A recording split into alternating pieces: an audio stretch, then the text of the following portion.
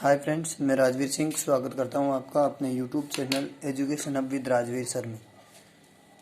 कक्षा 10 का जो पेपर है 2021 का, उसके पेपर का जो क्वेश्चन नंबर पहला है उसका 5वां प्रश्न मैं लेकर आया हूं आज।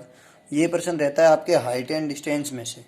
जो हाइट और डिस्टेंस है त्रिकोणमिति की प्रश्नावली, उसमें से रहता है ये हाइट एंड डिस्टेंस में से जो त्रिकोणमिति की प्रश्नावली है। क्या है इस प्रश्न के कुछ टाइप में लेकर आया हूँ। 5 प्रश्न में कुछ महत्वपूर्ण यहाँ शेयर करने वाला हूँ कि किस तरह का रह सकता है आपका इसका प्रश्न, वो देखेंगे हम। तो ये मैंने कुछ प्रश्न लिखे हैं इंपॉर्टेंट। जैसे पहला प्रश्न है आपके कि एक ऊर्ध्वाधर खंभे की ऊंचाई खंभे की ऊंचाई के बराबर है, तो सूर्य का उन्नयन कोण क्या होगा। तो इन प्रश्नों को जो करना है ना, वो हमें कम से कम समय में करना है, ट्रिकली करना है, क्योंकि एबीसीडी में आंसर देना है तो विधि का तो कोई मेथड है ही नहीं, तो उसका तो कोई नंबर है ही नहीं मेथड का। तो हमें क्या करना है, इसके कम से कम समय में मान निकालना है। तो इसके लिए मैं आपको 3 चीज़ें बता रहा हूँ, इनको याद रखना। जैसे ये पहला मैंने यहाँ पर लिखा है कि एक कोई ट्राइंगल है, ये एक त्रिभुज बना हुआ है। इस त्रिभुज में ये कोण हो, अगर 60 डिग्री का कोई कोण हो, तो 60 डिग्री के कोण में भुजाओं के जो अनुपात है वो ये रहते हैं कि 60 डिग्री के सामने वाली भुजा का मान होता है √3, इसके जो नीचे वाली होता है उसका होता है 1, और जो कर्ण होता है इसका मान होता है 2। सेम इसी तरह से ये 60 का है तो ये 30 का है, बाकी तो कोई मान चेंज होना ही नहीं। तो ये 30 का है तो इस 30 के सामने भुजा के मान होगा 1। इसी को मैंने यहाँ अलग बना के लिख दिया। इसमें भी समझ सकते हो, अलग भी समझ सकते हो। तो अलग में यहाँ देखो, ये 30 डिग्री का कोण हो तो इसके सामने वाली भुजा का मान होगा 1, और नीचे वाली भुजा का मान हो जाएगा √3, क्योंकि देखो 60 के सामने वाली थी तो ये 30 का है, तो ये कौन सा है 60, इसके सामने वाली भुजा का मान √3। 30 यहाँ था, 30 के सामने वाली भुजा का मान 1, तो ये 30 के सामने वाली भुजा का मान 1। कर्ण का मान इसमें यही रहता है 2 ही रहेगा। एक तीसरा और अनुपात आपको याद रखना है 45 डिग्री का। ये कोई ट्राइंगल है, इस ट्राइंगल में कोण ये अगर 45 डिग्री का हो तो इसके सामने वाली भुजा का मान भी 1, इसके आधार वाली भुजा का मान भी 1, और जो कर्ण है उसका मान इसमें √2 हो जाता है। तो इन तीनों को आपको याद रखना है। ये जो 3 ट्राइंगलों के जो अनुपात है, इन तीनों अनुपातों को आपको याद रखना है, और इन्हीं पे बेस्ड हम लोग ये सारे क्वेश्चन करेंगे, कम से कम समय के अंदर करेंगे। तो जैसे पहला प्रश्न कह रहा है आपको कि एक ऊर्ध्वाधर खंभे की परछाई, तो हम खंभा किस प्रकार ले सकते हैं कि मान लो कि ये कोई एक खंभा है, ये खंभा है, इस खंभे की परछाई, सूर्य इधर है तो परछाई इधर गिरेगी, ये परछाई खंभे की परछाई खंभे की ऊंचाई के बराबर है। ये तो खंभा था तो ये इसकी ऊंचाई हो गई और ये इसकी परछाई हो गई, ये दोनों बराबर है, यानी ये मान और ये मान बराबर है। तो ये मान और ये मान किसी ट्राइंगल में कब बराबर होते हैं, उसका कोण का मान हमें पूछ रहा है कि सूर्य का उन्नयन कोण। तो ये रहा, देखो ये मान 1 और 1 दोनों बराबर है किस कोण पे, 45 डिग्री के कोण पे, यानी कि इसका जो आंसर है उससे आंसर क्या होगा, 45 डिग्री मान हो जाएगा। दूसरा प्रश्न कह रहा है आपके, देखो दूसरा प्रश्न कह रहा है कि यदि एक मीनार के पाद बिंदु से 100 मीटर की दूरी से उसके शिखर का उन्नयन कोण 60 डिग्री है, तो कोण 60 डिग्री कोण मिल गया आपको। तो कोण मिलते ही आपको अनुपात याद आ जाना चाहिए कि कोण के सामने ही वाला ये अनुपात √3 रहेगा, ये 1 रहेगा और ये 2 रहेगा। अब जो एक मान इन तीनों में से आपको दिया हुआ है उसके आधार पर हम सारे अनुपातों के मान निकाल लेंगे। जैसे कि ये प्रश्न कह रहा है कि मीनार के पाद बिंदु से 100 मीटर की दूरी है, मतलब ये कोई मीनार खड़ी की हुई है, इस मीनार का ये पाद बिंदु है, इस पाद बिंदु से ये वाली दूरी, यानी इस 1 का मान हमें दिया गया। ये 1 का मान जो है वो किसके बराबर है, ये जो 1 का मान है ये आपके 100 के बराबर है, यानी कि 100 मीटर के बराबर हमें दे रखा है कि ये जो 1 मान है ये मान आपको दिया गया है 100 मीटर के बराबर, यानी 100 गुना है। और पूछ कह रहा हमें मीनार की ऊंचाई, तो जब ये 1 होती है तब मीनार की ऊंचाई √3 होती है, जब ये 100 है तो ये भी 1 से 100 गुना हुआ था, तो इसको भी हम कर देंगे 100 से गुणा, यानी कि मीनार की ऊंचाई का मान क्या आ जाएगा 100 √3। तो जो 100 √3 है वो सही आंसर होगा, हमें 100 √3 हो गया। तो इस प्रकार अनुपात से लेकर चलना है आपको। तीसरा प्रश्न क्या कह रहा है, एक नदी के ऊपर एक पुल नदी के तट के साथ 45 डिग्री का कोण बनाता है। यदि नदी के ऊपर पुल की लंबाई 150 मीटर हो तो नदी की चौड़ाई क्या होगी। तो देखो नदी के किनारे किस प्रकार चलते हैं हम लोग, पहले तो हमें कोण दिख रहा है 45 डिग्री का, तो अनुपात तो आएगा यही रहेगा अनुपात। तो और उसमें लंबाई दे रखा है हमें पुल की 150 मीटर, तो 150 मीटर कौन सा मान दिया हुआ है वो पहचानना जरूरी है आपको कि इन तीनों में से कौन सा मान दिया है।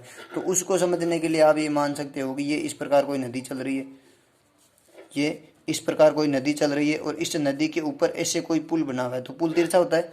इस किनारे से और इस किनारे से हमें उन्नयन कोणों के मान दिए गए हैं, तो और उसी की जो है वो लंबाई का मान दिया गया है। मतलब कि 45 डिग्री का जो कोण बन रहा है ये ट्रायंगल बन रहा है। इसको हम समझ सकते हैं कि ये ट्रायंगल है। ये दोनों नदी के किनारे हैं, एक तो किनारा ये वाला है, एक किनारा ये वाला है। इनके ऊपर ये पुल बना हुआ है, ये जो लाइन है ये पुल को मान सकते हैं हम। तो इसमें हमें पुल का मान दिया हुआ है कि जो पुल की लंबाई है वो 150 मीटर है। यानी हमें √2 का मान दिया गया है कि √2 बराबर है किसके, 150 मीटर के। √2 बराबर है 150 मीटर के, ये मान हमें दिया गया है। और हमें पूछ क्या रहा है कि नदी की चौड़ाई क्या है। तो नदी की चौड़ाई मतलब इन दोनों के मान पूछ रहा है हमें, समान ही है दोनों के मान, इन दोनों के मान पूछ रहा है हमें कि इनके मान क्या है। तो √2 के बराबर 150 मीटर है, तो एक का मान निकालेंगे। एक का मान निकालने के लिए क्या कर देंगे, इस √2 को डिवाइड कर देंगे 150 में। तो 150 में भाग दे देंगे √2 का। तो इसका भाग देंगे तो हम 150 को क्या लिख सकते हैं, 75 गुणा √2 गुणा √2। और इसमें भाग दे रहे हैं हम किसका, √2 का। तो √2 का भाग दे रहे हैं तो √2 से √2 कट जाएगा और मान आ जाएगा हमारे पास क्या, 75 √2 मीटर। तो अतः इस नदी की जो चौड़ाई है वो क्या आ जाएगी, 75 √2 मीटर। कहाँ है 75 √2 मीटर, ये रहा कि 75 √2 मीटर इस नदी की चौड़ाई होगी। अगला प्रश्न है कि दो खंभों के शीर्ष जिनकी ऊंचाई 20 और 14 मीटर है। तो दो खंभे दिए हुए हैं, तो दो खंभे बना लो कि एक ये पहला खंभा है, इसकी ऊंचाई 20 मीटर है तो ये ज़्यादा लंबा रहेगा, और एक इससे छोटा है, इसकी लंबाई है 14 मीटर तो ये कम रहेगा। तो 20 और 14 मीटर के दो खंभे हैं, इनके ऊपर तार लगाया गया। देखो 20 और 14 मीटर के एक तार से जुड़े हुए हैं, यानी कि इन दोनों को एक तार से जोड़ा गया है। ये तार जोड़ दिया बीच में हमने, तार से जोड़ा गया है। तार क्षैतिज के साथ 30 डिग्री का कोण बना रहा है। मतलब ये वाला जो कोण है ये आपको दिया गया है 30 डिग्री का है। तो अब ये पूरी 20 है तो 14 के बराबर 14 चली गई, यानी इस वाले का मान कितना है, 6 है। और कोण कितना दे रहा है इस त्रिभुज में आपको, 30 डिग्री का। तो 30 डिग्री में अनुपात क्या होता है, 30 डिग्री के सामने होता है 1, 30 डिग्री का आधार में होता है √3। यानी ये √3 है, ये 1 है और ये 2 है। तो यहाँ पर हमें क्या दे रखा है, 6 दे रखा है। ये 6 मीटर की है, ये वाली जो भुजा वो 6 मीटर की, और अनुपात में ये कितनी है, 1 है। यानी कि 1 किसके बराबर है, 6 के। और हमें क्या निकालना है, तार निकालना है। तो तार का मान कितना है, 2। तो 2 किसके बराबर हो जाएगा, 6 × 2 के 2 गुना हो जाएगा कितना, 12 मीटर। यानी कि जो तार की लंबाई है वो कितनी होगी हमारे इस प्रश्न में, 12 मीटर रहेगी। अगला प्रश्न भी इसी तरह से सोल्व करेंगे। अगला प्रश्न क्या कह रहा है कि एक पहाड़ी की ढलान क्षैतिज से 60 डिग्री का कोण बनाती है। तो मान लो कि ये कोई पहाड़ी दी हुई है आपको, एक ट्रायंगल की तरह से मान के चलना है। तो ये कोई पहाड़ी दी हुई है, खड़ी पहाड़ी करी है मैंने, लंबवत ऊंचाई ली है। और प्रश्न क्या कह रहा है कि इस पहाड़ी ढलान से 37 डिग्री का कोण बनाती है। तो ये ढलान जो होती है, पहाड़ी सीधी तो होती नहीं है, ढलान तो इस तरह से होती है तिरछी। तो ये ढलान है, ये पहाड़ी की ढलान है जो इस 37 से 60 डिग्री का कोण बना रही है। 60 डिग्री का नाम आते ही आपको अनुपात याद आ जाना चाहिए। 60 डिग्री के सामने वाली भुजा का मान √3, 60 डिग्री के आधार वाली भुजा का मान 1 और कर्ण का मान 2। अब क्या कह रहा है प्रश्न, आगे प्रश्न को पढ़ते हैं कि यदि शिखर तक पहुंचने में 500 मीटर चलना पड़ता है। तो पहुंचने में तो हम लोग ढलान से ही चढ़ेंगे, पहाड़ी पे सीधा तो चढ़ नहीं सकते, बीच से थोड़ी चढ़ सकते हैं। ढलान से चढ़ेंगे, तो ढलान से चढ़ रहे हैं मतलब इधर से जब हम लोग यहाँ तक पहुँचते हैं तो हमें 500 मीटर चलना पड़ रहा है। मतलब इस 2 जो अनुपात था इसका मान हमें दिया हुआ है कितना है, 500 मीटर है। और हमें मान किसका पूछ रहा है, पहाड़ी की ऊंचाई। तो पहाड़ी की ऊंचाई √3 होती है। जब इसका मान 2 होता है तब इसका मान √3 होता है, और जब इसका मान 500 रहेगा तो इसमें 2 का भाग दे दो। तो 500/2 करेंगे यानी 250, और इस 250 जितना आएगा उसको मल्टीपल कर देंगे √3 से। यानी कि एक का मान कितना आ रहा है, 500, तो √3 का आएगा, उसको √3 से गुणा कर दो। एक का मान आया 250, इस 250 को गुणा करेंगे √3 से, तो 250 √3 मीटर।